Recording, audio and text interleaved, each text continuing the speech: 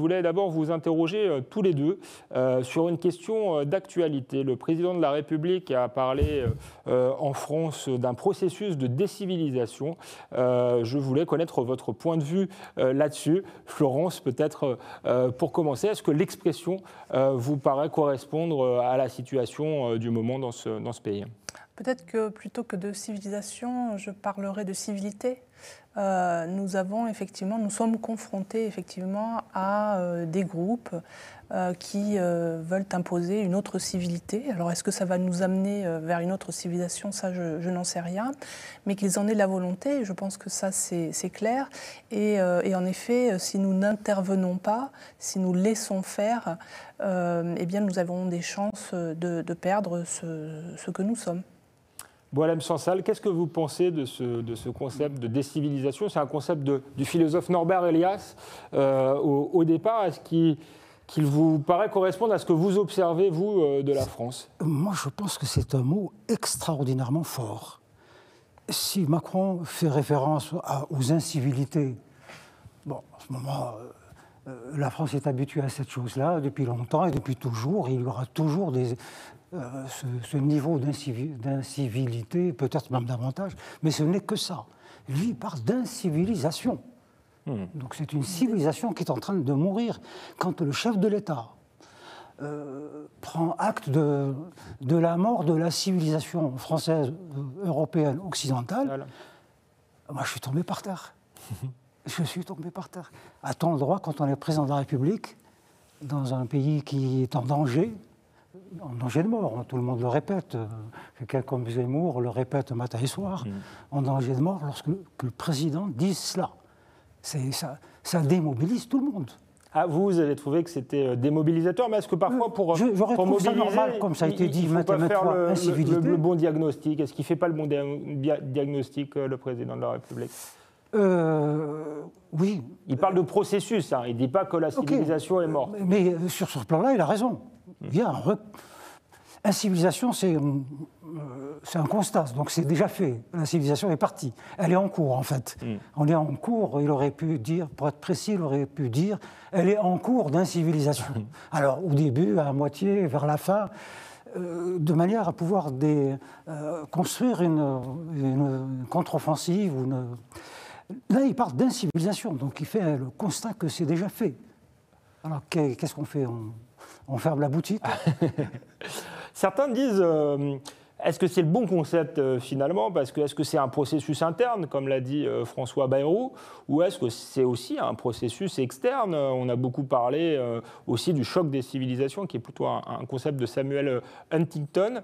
Florence Bergeau-Blaclair, vous qui, dans votre livre d'enquête, Le frérisme et ses réseaux, montrez qu'on est attaqué malgré tout par des groupes extérieurs, même s'ils sont implantés en Europe, est-ce que c'est le bon concept des civilisations, ou est-ce qu'on est plutôt dans un choc des civilisations ? Ou les deux.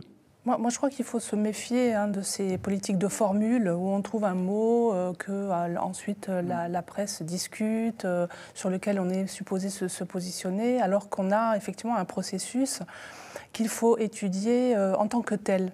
Il y a un certain nombre d'informations qui remontent vers nos dirigeants. Il suffirait en fait qu'ils traitent cette information de façon convenable et surtout en ne la comparant pas à d'autres processus, parce qu'il faut regarder exactement ce à quoi on a affaire. C'est comme une panne de voiture ou même un virus, il faut regarder exactement ce qui se passe et ensuite on pourra trouver les solutions.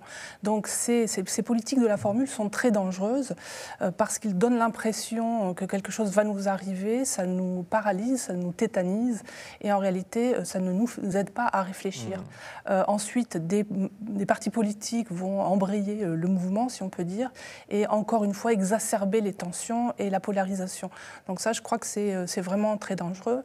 Nous, les chercheurs, on est là justement pour faire réfléchir, à condition justement de ne pas être pris dans ces vagues de politique de la formule. Et vous nous expliquez, il faut bien identifier le virus. Donc, quel est-il selon vous, vous qui avez fait une enquête justement extrêmement précise? Eh bien, on sait que les frères musulmans maintenant ont un siècle. Les frères musulmans sont une confrérie qui a été donc créée en 1928, peu après la chute du califat. Ce sont des missionnaires. C'est un groupe qui veut donc entraîner l'ensemble des musulmans, l'ensemble des groupes musulmans, l'ensemble des sensibilités, des courants musulmans vers la prophétie califale, l'accomplissement du califat, la société islamique en termes modernes. Et ils se sont adaptés au fil du temps. Alors, il ne suffit pas de regarder ce qu'ils voulaient au départ, il faut aussi regarder ce qu'ils veulent aujourd'hui et comment ils ont justement pensé, comment ils se sont adaptés, et notamment dans les pays européens. C'est ce que j'ai essayé de montrer dans mon livre. Ils ne procèdent pas de la même manière que dans les pays musulmans. Ça sera intéressant d'ailleurs de faire la comparaison avec ce qui s'est passé en Algérie. Mais ce mouvement existe et il se sert de toutes nos faiblesses. Il le faisait déjà en Égypte et il continue de le faire aujourd'hui. Voilà, M. Sansal, même question. Est-ce que c'est un processus de décivilisation? Est-ce que c'est seulement cela? Ou est-ce qu'aussi il y a un choc extérieur? Est-ce que c'est deux civilisations qui se confrontent, comme certains l'ont dit? Ou est-ce que finalement ces concepts ne sont pas opérants? Et comme l'a dit Florence, il faut être très précis. Les civilisations, comme les êtres humains, sont confrontés à leurs mots, leurs propres mots, venant de manière exogène ou endogène. Une civilisation se construit, se transforme en permanence. Voilà. Donc, avant, donc, on va dire, l'action exogène de l'islamisme et tout ça, il y a un problème interne à la civilisation occidentale. Elle est en perte de vitesse depuis 2 siècles ou 3 siècles. Depuis, on va dire, l'extinction des Lumières, constatée par la Première et Deuxième Guerre mondiale, la civilisation occidentale, c'est quoi? Elle ne séduit plus personne, ni à l'extérieur, ni même à l'intérieur de l'Occident. Et là, je crois que les élites de ces pays-là, les gouvernements, ont laissé faire. La société, la civilisation occidentale s'est vidée de sa substance et s'est fragilisée, et elle devient donc permissive. Et toutes les idéologies peuvent la pénétrer de tous les côtés, tous les virus, les pandémies. Et là, elle est face à une pandémie extrêmement sérieuse. C'est pas... La pandémie islamiste. Je vais choquer beaucoup de gens, mais on parle d'islamisme, c'est une façon d'édulcorer le problème. La civilisation, c'est pas l'islamisme. La civilisation, c'est l'islam. L'islam est une civilisation. L'islamisme n'est pas une civilisation. C'est un mouvement politique très organisé, aussi ancien que l'islam. L'islamisme n'est pas né, évidemment, avec les frères musulmans. Il est né je crois que le premier schisme, on va dire, la première pierre de l'islamisme a été créée par Ibn Hanbal, le hanbalisme, qui est né au temps du prophète. Et puis, depuis, le hanbalisme a donné plus tard le wahhabisme, qui a donné, évidemment, les frères musulmans, tout ça. Voilà, on en est là. Donc vous ne faites pas de distinction entre l'islam et l'islamisme. Est-ce que vous faites quand même une distinction dans la pratique de l'islam? Les musulmans ne pratiquent pas tous l'islam de manière extrêmement radicale. On met le curseur où? C'est toujours l'éternelle histoire du curseur. On peut être entre le musulman parfait, qui n'existe pas. À part le prophète, il n'y a pas de musulman parfait. À partir de là, il y a eu des interprétations, des dérives, des guerres, des corrections, des affrontements, des guerres interminables à propos du sexe des anges, et jusqu'à présent, on en est là. Et puis, à l'autre bout, le djihadiste cinglé, le curseur, on peut le mettre n'importe où. Donc chacun se situe dans cet intervalle-là. Effet de gravité, tout le monde se radicalise. La radicalisation des premiers radicalise les seconds, qui radicalisent les troisièmes, et ainsi de suite. Donc on est dans ce mouvement qui nous emporte tous. Les islamistes, genre fréristes, engagés pour la restauration du califat, ils étaient quoi? Ils étaient, je parle de la France, ils étaient quoi, une dizaine il y a 20 ans? Ils sont des milliers aujourd'hui. Ils radicalisent les franges les plus proches d'eux, et ainsi de suite. Donc on en est là. Et puis, l'islamisme, aujourd'hui, je pense qu'il s'est parfaitement installé dans la société française. Il a maintenant ses institutions, ses relais dans la société française. Il a ses objectifs, je pense, sont tout à fait bien fixés. C'est du billard pour eux. En France, l'État français, la société française, on sent au stade où on se pose la question, qu'est-ce qu'on a en face de nous? Il y a beaucoup de... Et puis, et la civilisation, maintenant il faut revenir à l'islam en tant que civilisation.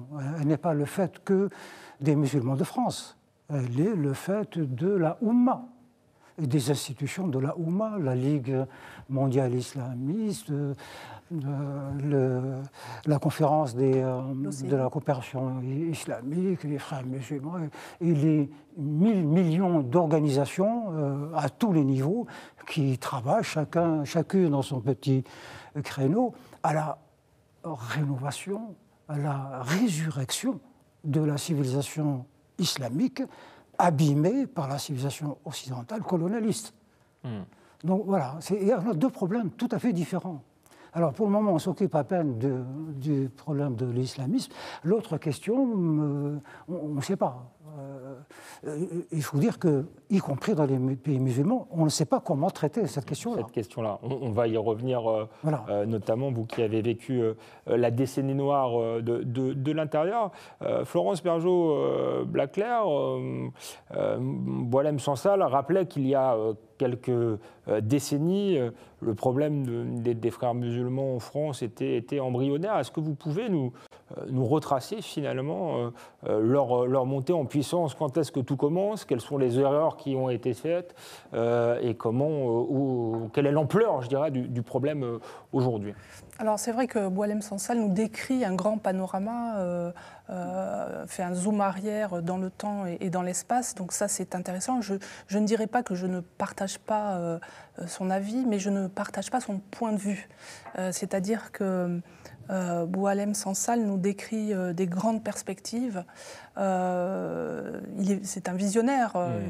Vous avez fait un travail plus micro, si j'ose dire. Effectivement, je m'intéresse à un autre aspect, et en particulier au frérisme, qui est une forme d'islamisme qui s'est adaptée en Europe à partir des années 60, grâce aux étudiants et réfugiés islamistes, des jeunes gens idéalistes qui étaient pourchassés dans leur pays et qui se sont installés sur les campus. Et c'est à partir des campus, d'ailleurs l'islamisme en général s'étend via les campus, qu'ils ont commencé à penser une nouvelle mission, donc tournée vers le monde, et en particulier vers le monde non musulman, libéral, où ils avaient simplement la liberté d'expression. Donc ça commence à partir des années 60, ils commencent à s'institutionnaliser, on voit des associations. Et puis, ils se rencontrent entre différents courants islamistes.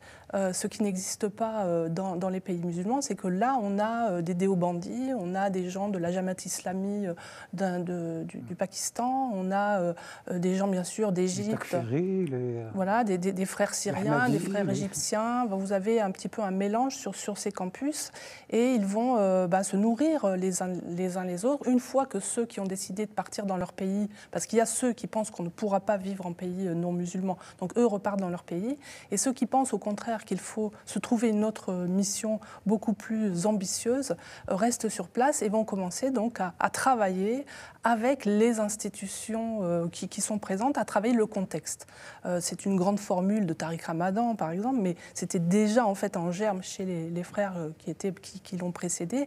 C'était comment s'adapter au contexte, comment le travailler pour que petit à petit ils deviennent musulmans. Et c'est ce que j'appelle la période de charia compatibilité. C'est-à-dire il y a la terre d'islam, il y a la terre de mécréance, on arrive en terre de mécréance, on ne va pas en faire une terre d'islam tout de suite, on n'a absolument pas les moyens de le faire, mais on va rendre cet espace charia compatible. Et tout ça se fait quand même sur un certain nombre d'années par une très grande plasticité de ces mouvements. La confrérie, bien sûr, a joué un rôle très important, mais elle n'est pas la seule à nourrir en fait cette réflexion. Si vous allez notamment en Angleterre, vous verrez que ce sont plutôt le Jamaat Islami, et justement la question du marché halal a été développée par eux, alors que les Arabes, un petit peu plus idéalistes, ne s'en occupaient pas. Et ce sont ces forces, hein, l'islamophilie du marché halal, toute la théorie victimaire plutôt arabe des frères musulmans, ce sont ces deux forces, islamophilie, islamophobie, lutte contre l'islamophobie structurelle, qui vont qui vont porter ce mouvement et qui le portent encore. Alors moi, quand j'ai commencé à étudier ces mouvements dans les années 90, j'ai rencontré les frères dans cette période-là, c'était les frères de Bordeaux, qui ensuite vont prendre le pouvoir, si on peut dire, à l'UOIF, qui est devenu Musulmans de France. Ils étaient, oui, probablement des centaines de la confrérie, des membres véritablement de la confrérie. Et petit à petit, effectivement, ils se sont développés, ils ont très très bien compris quelles étaient les faiblesses, nos faiblesses, et notamment notre propension à la culpabilité qui est vraiment particulièrement forte. Il suffit d'appuyer sur certains boutons et immédiatement on les laisse parler comme si on était tétanisé par...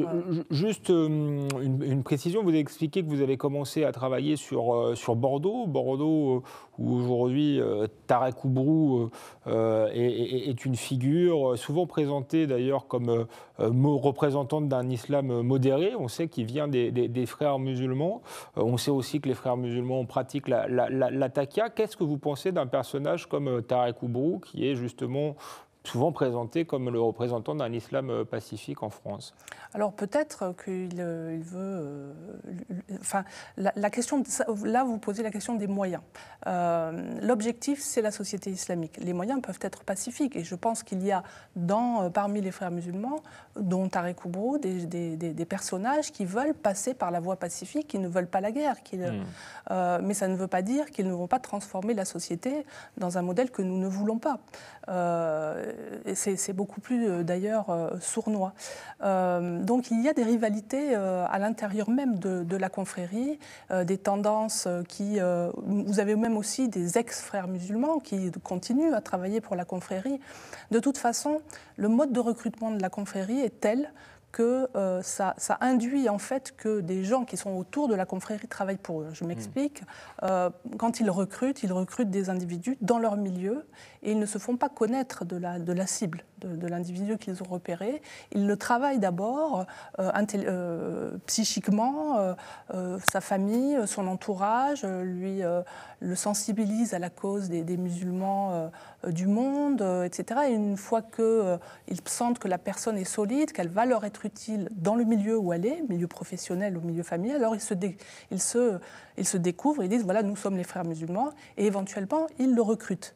Mais il se passe un peu la même chose. Quelqu'un qui voudrait se mettre à la marge du mouvement peut continuer à être utilisé par la confrérie. Et c'est ça toute sa force, c'est sa capacité à ne pas vouloir absolument mettre le grappin sur un individu, mais à le contrôler même de loin. Oui, parce que parfois on a l'impression que c'est presque une société secrète. En réalité, ce que vous expliquez très bien dans le livre, c'est que c'est une mouvance beaucoup plus diffuse. C'est une mouvance diffuse. Enfin, moi, si vous voulez, je parle du frérisme. C'est un peu la comparaison pourrait être, vous pouvez parler du Parti communiste, vous pouvez parler des militants communistes et vous pouvez parler du communisme. Et moi, je parle du communisme, du frérisme, en tant qu'idéologie. Donc cette idéologie, elle infuse dans la société. Et elle est même devenue hégémonique en France et en Europe. Et c'est ce travail d'infusion en fait, qui s'est produit durant des décennies, qui a fait dire à Gilles Kepel de parler de djihadisme d'atmosphère. Moi, je pense que c'est plus liquide que vaporeux, mais ce caractère d'infusion, de sensibilisation à la société, de travail de la société en profondeur, nous a atteint, nous aussi, non musulmans. Nous-mêmes, nous faisons attention à ce que nous disons pour ne pas les froisser ou même pour ne pas être blessés ou tués. vous pouvez être vous pouvez être insulté, menacé de mort. Donc c'est quand même c'est une pression qui est là, même si elle ne se manifeste pas tous les jours, il y a cette présence-là. Et ça, c'est ce que les frères ont réussi à faire en influençant d'abord sur les campus, tout le système éducatif aussi. Ils ont pris très vite la main sur les écoles coraniques et en développant des activités para-religieux, si on peut dire, de sport, culturel, économique, etc. Et ils sont très très forts là-dessus pour islamiser la société, pour la rendre charia compatible, charia friendly aussi. Vous voyez le côté, mon voile c'est mon choix, ma liberté, etc. C'est le côté charia friendly. Et tout ça travaille très très vite. C'est ça qui est extraordinaire, c'est qu'en 20 ans, ils ont fait des progrès incroyables. Voilà, M. Sansal. Juste, allez-y. À propos de Oubrou est emblématique d'une. L'imam de Bordeaux. De la mouvance. La mouvance s'adapte. Tariq Oubrou, au départ, s'occupait des Marocains, dans le cadre d'une mosquée sous influence marocaine.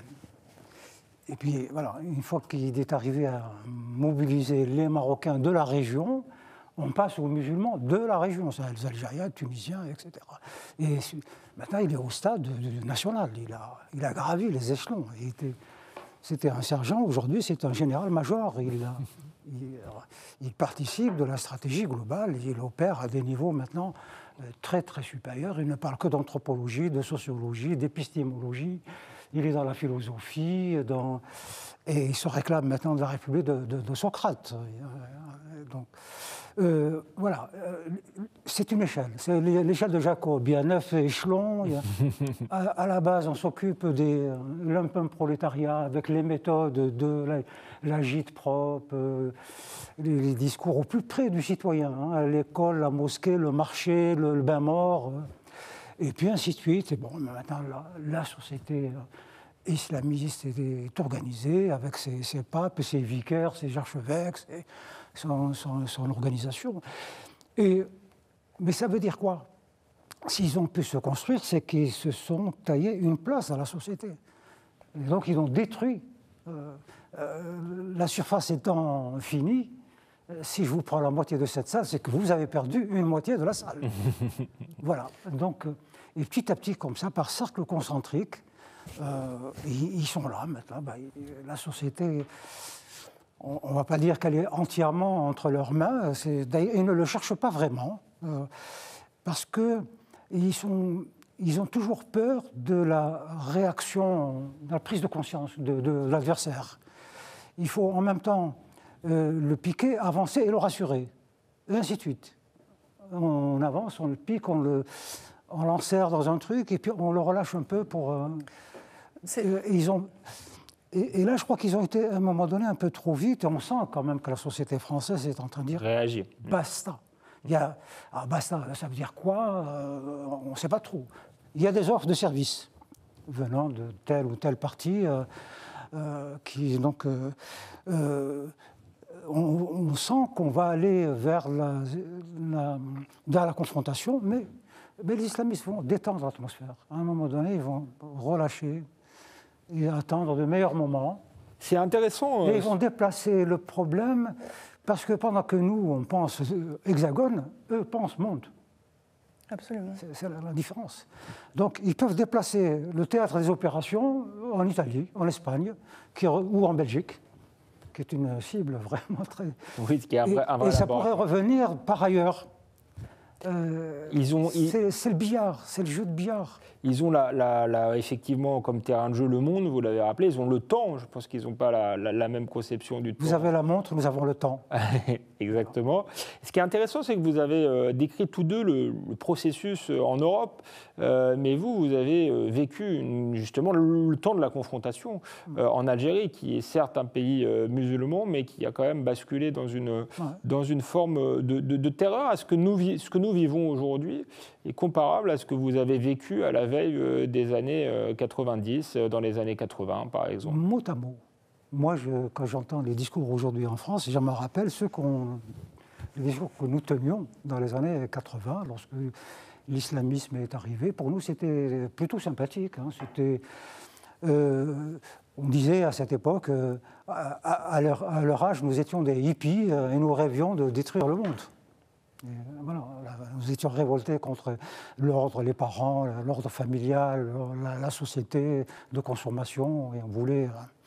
on avait les mêmes sympathies pour eux, on les comprenait, et en même temps, dans notre cas, stratégiquement, on disait, nous, citoyens, gentils et plutôt pleutres, jamais nous ne ferons tomber la dictature militaire.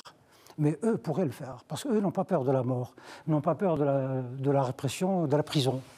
Et donc, hypocritement, on les encourageait à « si, allez-y », on les poussait à... voilà. Et puis, peu ce que fait la gauche, un peu ce que font les gauchistes aujourd'hui. En France, ils font exactement la même chose.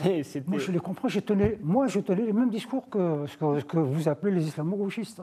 Je disais, écoutez, ils ont raison, ils croient à ce qu'ils veulent, etc. Et puis comme modèle, on avait l'Iran. On disait, regardez, ils ont fait tomber le Shah, la Savak, le truc.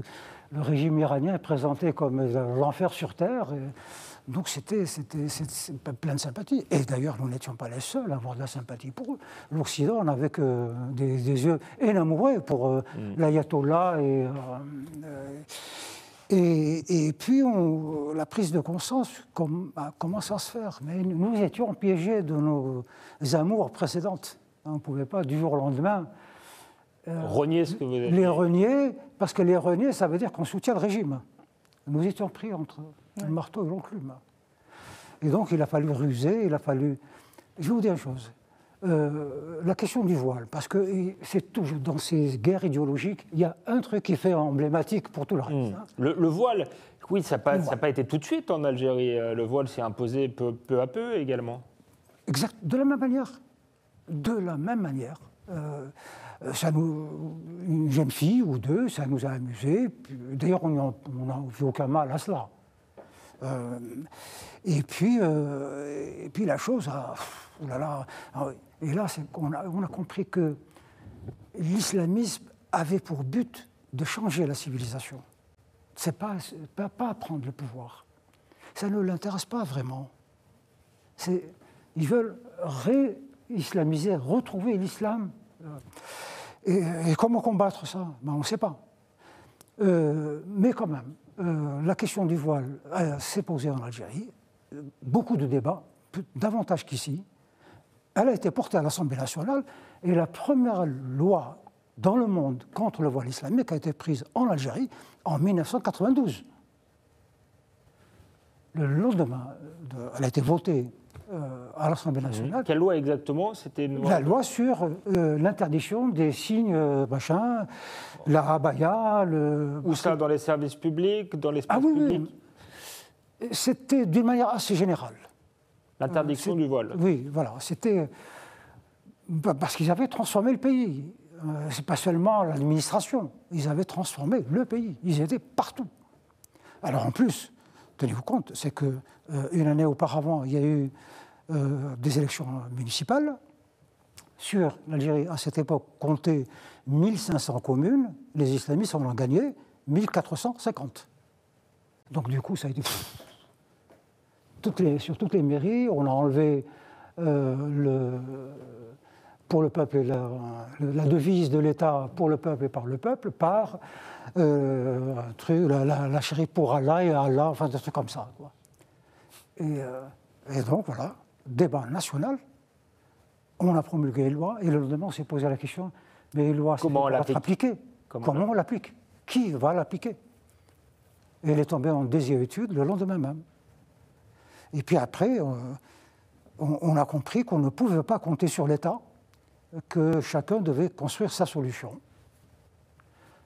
Ceux qui avaient les moyens ont émigré, et les autres ont rejoint en disant le soutien tactique, stratégique, faisons une alliance stratégique avec le pouvoir, parce que lui peut les éliminer. Et on a poussé à la roue, et j'étais de ces gens-là. On a poussé à la roue. Et la société s'est divisée en deux groupes, qu'on a appelés les éradicateurs et les réconciliateurs. Ceux qui disaient il faut éradiquer l'islamisme à la racine. Et pas seulement en Algérie, là où il pousse. D'ailleurs, on ira jusqu'au bout, quitte à... Comment, on ne sait pas, mais en Algérie, on savait.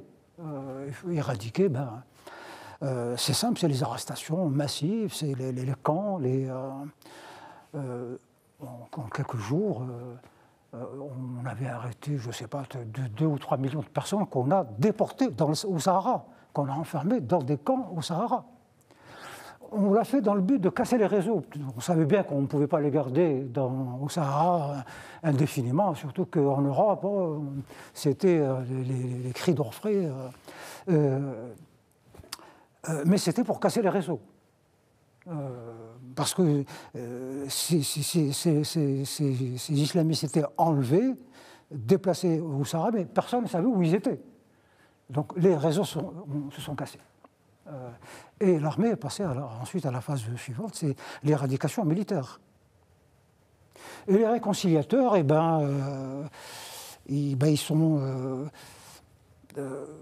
ont essayé de déplacer le problème sur l'islam. Retrouvons l'islam, et si nous retrouvons l'islam, nous serons tous frères. L'islam va égaliser les choses entre nous. Et donc l'État s'est mis à construire massivement, en quelques années, il s'est construit une trentaine d'instituts islamiques, d'écoles, de trucs, télévision, tous les moyens de promotion d'un islam gentillet, tolérant, aimant, amoureux, qui probablement a ramené au bercail un certain nombre d'islamistes, puisqu'il y a eu la loi sur la réconciliation, et qu'effectivement, beaucoup d'islamistes ont déposé les armes et sont rentrés. Mais nous, on a pensé qu'ils avaient cédé face à la... Pas du tout. C'était une nouvelle stratégie. Nous avons perdu dans les maquis, nous allons gagner dans les villes. Et ils sont revenus. Et aujourd'hui, l'Algérie est réislamisée en douceur, un peu comme peuvent l'être vos banlieues. Ça s'est fait sans guerre, gentiment. Il n'y a pas eu de mort, que je sache. Voilà ce qui s'est passé. Voilà où en est la situation. Et comme Florence l'a expliqué tout à l'heure, c'est que votre situation est encore plus compliquée parce que vous avez affaire à tous les islamismes, toutes les dérives, toutes les interprétations de l'islam, puisque la France est une terre d'accueil, elle a accueilli tout le monde. En Algérie, nous sommes tous sunnites malékites. Donc c'est simple, on a beaucoup de points communs. On peut s'expliquer, on a les mêmes référents, les mêmes référentiels, et tout. Mais là, comment faire? Moi, j'imagine un préfet dans une région, comment il peut faire? Il s'adresse à qui? Sans compter que pour beaucoup, pardon Florence, pour beaucoup, l'islamisme n'est qu'un moyen de promotion sociale. Il n'y a rien derrière. C'est juste pour exister, pour avoir des budgets, pour créer des associations, voilà, comme à un moment donné tout le monde s'était lancé dans la déradicalisation. C'était un business. Donc, ces gens-là, ils s'en fichent de l'islamisme, et de l'islam, et de la société française. Ils ont trouvé une opportunité. C'est le marché. Quand quelque chose manque, le marché invente une réponse immédiate. Voilà. Donc, on en est là. C'est une situation extrêmement difficile. Et c'est pour ça que Florence a... Ce qui est intéressant... Vous vouliez préciser quelque chose, Florence Bergeaud-Blaclair ? Oui, c'est intéressant de voir que la réaction des pouvoirs musulmans, c'est de mettre plus d'islam face... je parle des réconciliateurs, pas des éradicateurs. Finalement, on mis plus d'islam dans le code personnel, des choses comme ça, dans le code de la famille, etc. Et ici, évidemment, c'est un peu aussi la tendance, ça a été celle du marché. Le marché halal, c'était vraiment la réconciliation. Puisque vous voulez plus d'islam, il n'y a pas de problème, mais faisons-le de telle façon que nous puissions continuer à commercer et à reproduire notre modèle libéral. Ce qui est évidemment une grande faute, puisque le marché halal véhicule la norme fondamentaliste des frères musulmans, ou des frères en général. Je voulais dire sur ce dernier premier point, le business de la radicalisation, ça c'est important parce que ça n'est pas qu'une opportunité. Alors c'est vrai que les frères qui sont des théocrates et pas des théologiens et des opportunistes et des pragmatiques, effectivement se sont saisis de ces questions de radicalisation pour finalement se présenter comme les seuls remèdes au djihadisme et aux formes violentes d'emprise de l'islamisme. Mais ça n'a pas été que de façon opportuniste, c'était aussi très très bien pensé, puisqu'ils ont en fait empêché tous ceux qui voulaient résoudre le problème de la radicalisation par des moyens en comprenant justement à l'aide de la compréhension du système frériste et de la ruse et de l'entrisme et de l'infiltration. Finalement, ils ont remplacé ces experts-là pour parler donc d'islamophobie, de discrimination à l'embauche, de problèmes socio-économiques. Donc ils nous ont finalement amené à voir les choses autrement et finalement ça ne fait que... ce sont des solutions parfaitement inefficaces. C'est intéressant de voir par exemple que le Bureau des cultes a dépensé pas mal d'argent avec des experts de tout poil qui devaient évidemment parler l'arabe et qui devaient si possible être d'origine musulmane, les autres étant un peu mis sur la touche, comme si le problème de l'islam c'était pas un problème sociologique, comme si c'était un problème musulman. Et évidemment tous ces gens-là sont rentrés dans ces politiques de déradicalisation, de prévention de la radicalisation et ont aggravé le mal, à mon avis, plutôt que l'ont guéri. C'est ça un peu dans le piège dans lequel on est pris. Alors par rapport aux pays musulmans, là où on peut facilement se défendre, c'est quand même qu'on a une tradition laïque, qu'on a une tradition de sécularité, que les musulmans restent minoritaires, largement minoritaires, et donc ce jeu des politiques à vouloir mettre plus d'islam, notamment dans le code de la famille, ne pourra pas tenir ici. Donc là, ça nous fait quand même un petit facteur de résistance, même si, comme vous le rappeliez, on a affaire à des formes extrêmement sournoises d'entrisme et de ruse. Florence Bergeaud-Blaclair, vous parlez de la France dans votre livre, mais vous montrez que le problème est à l'échelle européenne et notamment que l'Union européenne, non seulement ne se défend pas, mais est noyautée par un certain nombre d'organisations islamistes. Vous pouvez nous expliquer un peu ce paysage? Est-ce que l'Union européenne est en train de devenir un laboratoire de l'islamisme? On parlait tout à l'heure de Bruxelles et de la Belgique notamment, et comment on en est arrivé là? Alors le frérisme, c'est justement cette espèce d'islamisme qui contourne l'État. Donc si vous avez des pouvoirs, des soft power ou des soft law qui dépassent le cadre de l'État, c'est évidemment très intéressant pour eux. Par exemple, le fait de pouvoir se présenter comme les représentants des musulmans au niveau de la Commission européenne, que pouvait faire la Commission européenne que de prendre les premiers qui arrivaient, puis elle avait besoin d'interlocuteurs, ils se sont présentés, elle n'avait aucun critère pour dire s'ils le sont, s'ils ne sont pas représentatifs, ça n'est pas un État. Donc ils sont rentrés par là, avec leur structure, puisqu'ils avaient établi des structures sur l'Europe entière. C'est pour ça que c'est important de souligner en effet que ce n'est pas un problème juste français. Les frères ont immédiatement, dès qu'ils sont arrivés, ouvert ou infiltré à peu près, 50% des mosquées de France ou d'autres pays, à la faveur aussi de politiques du Maroc, de l'Algérie, des pays d'origine pour les autres pays d'Europe, qui envoyaient des imams qui ne parlaient pas le français, qui n'étaient pas du tout au courant de contexte, alors qu'eux travaillaient énormément le contexte. Donc grâce à ça, ils ont pu s'implanter partout, même s'ils ne tiennent pas la mosquée en tant que telle, ils y envoient leurs influenceurs. Et ça s'est produit sur le territoire européen. Donc ils ont pu assez facilement se constituer en tant qu'interlocuteurs représentatifs des musulmans en Europe, et donc trouver des avantages. Ça, c'est la première partie. Et puis, à partir de 2015, quand on a vu qu'il y avait des liens entre les frères musulmans qui opéraient en Europe et certains djihadistes, ils ont changé un peu de stratégie, et ce sont les deuxièmes générations qui arrivaient à l'âge adulte, enfin même qui avaient 30 ans, qui avaient été islamisés en Europe, qui étaient nés en Europe, qui ont pris le relais avec en utilisant en fait la cause antiraciste et anti-islamophobie. Et donc, ils obtiennent aujourd'hui beaucoup d'influence et beaucoup d'argent et beaucoup de légitimité grâce à ce qu'on appelle l'antiracisme, le ressort, vous l'avez un peu dit tout à l'heure, le ressort pour convaincre notamment les élites occidentales, c'est en jouant sur leur culpabilité en réalité. Voilà, sur leur culpabilité et sur leur incapacité à comprendre ce à quoi ils ont affaire. Ça m'a toujours frappée. Ces derniers temps, je vois beaucoup de femmes et d'hommes politiques et je suis frappée par le degré d'ignorance ou de mécompréhension du phénomène. Parce qu'il y a aussi beaucoup d'influenceurs de la mouvance frériste qui viennent leur raconter des fables. Et malheureusement, pour des raisons aussi clientélistes, électorales, ils préfèrent écouter cette jolie musique qui les rassure et qui les endort. Il y a ceux qui sont naïfs, il y a ceux qui sont clientélistes. Est-ce que l'islamisme a aussi des alliés ?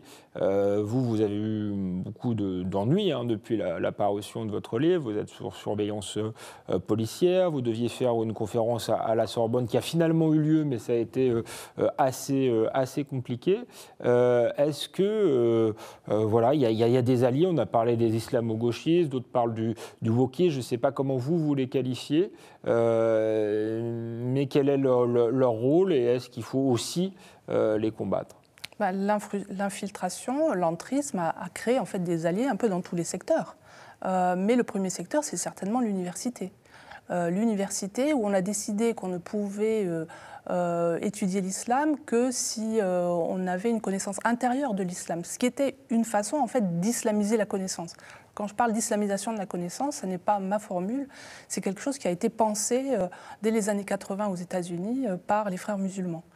Donc le fait de ne pouvoir dire sur l'islam que quelque chose d'islamiquement correct, ça fait partie justement de cette ruse. Et on peut dire que la plupart des cadres de la recherche, qui sont souvent des cadres militants sur l'islam, sur l'islamisme, sont quelque part des gens très complaisants avec ces mouvements-là et on finit pour certains par devenir leur porte-parole jusqu'aux ambassades, jusqu'au ministère des Affaires étrangères. Donc l'université est probablement... Ensuite, il y a bien sûr les relais gauchistes, c'est-à-dire ce que certains appellent l'islamo-gauchisme. Effectivement, c'est une combinaison qui est assez réaliste.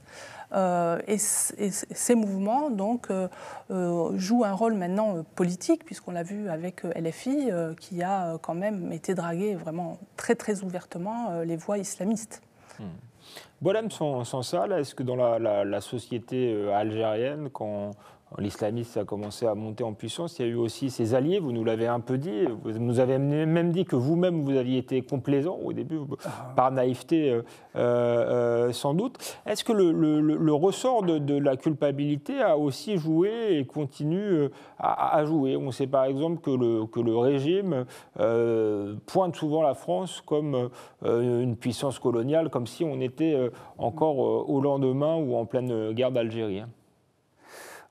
Oui, ce qui se passe en France, c'est ce qui s'est passé en Algérie il y a 20 ans. C'est les mêmes problématiques. Évidemment, il y a ceux qui étaient sincères dans leur démarche, dans une quête de foi, déçus par le socialisme, matérialisme, traumatisés par la guerre de libération, etc., et qui cherchaient du réconfort dans la religion. Au départ, je pense honnêtement qu'au départ c'était ça. Enfin, en tout cas, on y a cru. Et je veux raconter quelque chose. C'est un phénomène en fait, qui est universel et de tous les temps. En 1962, l'Algérie est indépendante. Dans le mois qui a suivi, on a vu débarquer des centaines de témoins de Jéhovah. Voilà, ils sont... vous savez comment ils font, ils passent de porte en porte, avec leur revue, réveillez-vous et tout ça. Ils arrivent un jour, ils ont tapé à notre porte, ma mère qui est toute gentille leur a ouvert la porte et ils sont rentrés. C'était un couple. Une demi-heure après, nous étions tous témoins de Jéhovah, ma mère et ses enfants. Et nous sommes rentrés là-dedans et ils ont fait une moisson extraordinaire. L'Algérie était témoin de Jéhovah. Et 2-3 années plus tard, le colonel Boumedienne fait un coup d'État et la première décision qu'il a prise, c'était de renvoyer tous ces gens-là, les témoins de Jéhovah, mais pas seulement. Ce qu'on appelait les pieds rouges, c'est-à-dire les socialistes de tous les pays du monde qui étaient venus en Algérie pour participer à la mise en place de ce qui a fait rêver les socialistes depuis très longtemps, l'autogestion. Voilà. Et donc c'était Boumedienne a sifflé la fin de la récréation et tout le monde est parti. Les témoins de Jéhovah, la gauche humaniste, socialiste, etc. Mais pas les frères musulmans. On ne les a pas vus. Et parce que musulmans, parce que habillés comme les autres, parce qu'on n'a pas parlé du problème, mais il est essentiel. On a la même langue, il parle ma langue, je parle sa langue. Donc du coup, on se comprend, ne serait-ce que par la langue. Et donc, et voilà, ils ont fait leur nid. Et dans le temps, ils sont arrivés. Au départ, ils ont tâtonné. Beaucoup d'échecs probablement, mais quelques beaux succès. Ils ont, à un moment donné, comment dirais-je, ils ont phagocyté l'éducation nationale et puis la justice, parce que pour eux, ça leur a paru être... Et c'est vrai qu'à cette époque en Algérie, nous étions dans la démarche soviétique, hein, l'important c'est l'industrie. Le reste, ce n'est pas important. Voilà. Les islamistes ont compris le contraire. Ce qui est important, c'est l'école, c'est la justice, l'industrie. Bon. L'école, peut-être pas l'université, mais l'école a été aussi l'un des premiers lieux où les islamistes se sont infiltrés. Absolument. En Algérie. Et voilà, ils ont si bien réussi qu'ils ont poussé le gouvernement à adopter une politique d'arabisation et d'islamisation de la société par l'école. En passant, donc on a inscrit dans les programmes des cours d'islam. Ça a commencé par 2 heures par semaine, 4 heures par semaine, 6 heures par semaine. Et puis c'était la religion était tout. Dans les mathématiques, dans la géographie, tout était regardé à travers cela. Pareil, dans la justice, on transforme les mots. Le droit, oui, le droit c'est formidable, mais on ajoute le droit islamique. Et du coup, ça n'a rien à voir avec le droit. Et c'est comme ça, ils travaillent à la marche, c'est comme l'humidité. Quand elle s'installe, elle ronge les murs, au moment où on ne voit rien. On ne voit rien, puis un jour, les murs commencent à s'effondrer. Et là, ça pose une question à chaque individu, c'est de reconnaître sa responsabilité. Sommes-nous responsables de ce qui se passe ? Moi, je me pose cette question tout le temps. Moi, j'ai soutenu les islamistes dans les années... soutenu, non. Je veux dire que je trouvais que leur démarche normale. Ils défendent leurs opinions, bon, pourquoi pas. Et la question de la responsabilité, jusqu'où sommes-nous, jusqu'où et de quoi sommes-nous responsables ?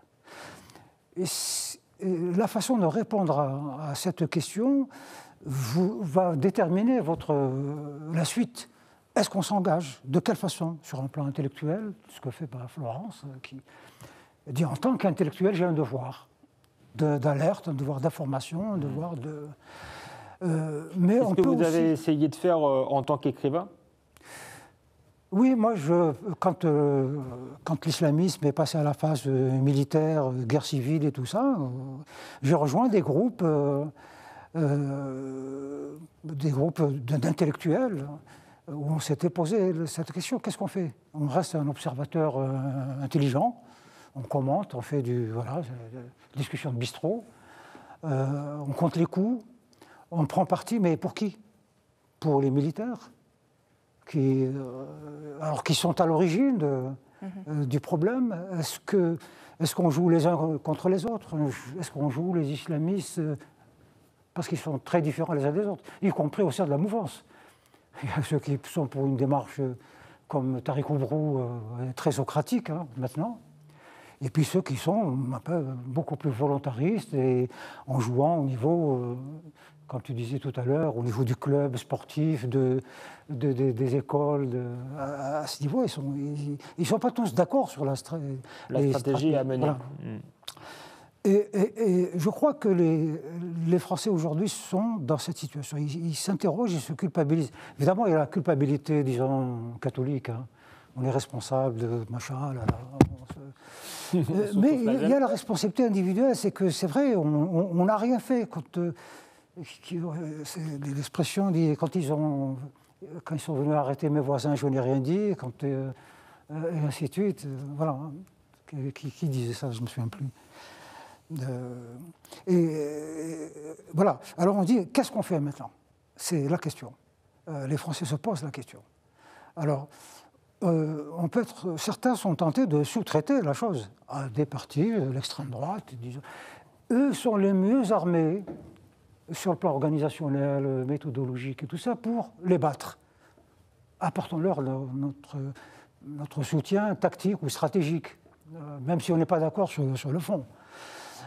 Ceux qui dénoncent, qui pensent que c'est à l'État, un État jacobin, la France, beaucoup de Français sont archi convaincus que c'est à l'État à 100% de s'occuper de la chose. Et ainsi de suite. Donc, et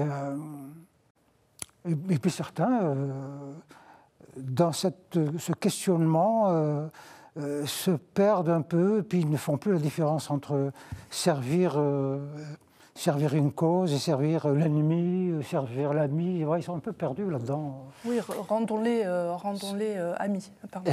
Non, allez-y, ce sera le mot de la fin. C'est vrai, il y a aussi ceux qui, au bout du compte, disent écoutez, les frères musulmans, s'ils sont pacifiques, s'ils sont dans la loi, pourquoi pas? Oui, le problème, c'est que comme nous l'a dit Boualem Sansal, ça avance petit à petit et ça commence de manière pacifique, ça se finit parfois dans la terreur. Que faire? C'était un peu la dernière interrogation de Boualem Sansal. Ce sera peut-être l'objet d'une nouvelle émission. En tout cas, j'étais heureux de vous recevoir, Florence Bergeaud-Blaclair et Boualem Sansal. Et on se retrouve la saison prochaine pour une nouvelle saison de Esprit Libre. À bientôt.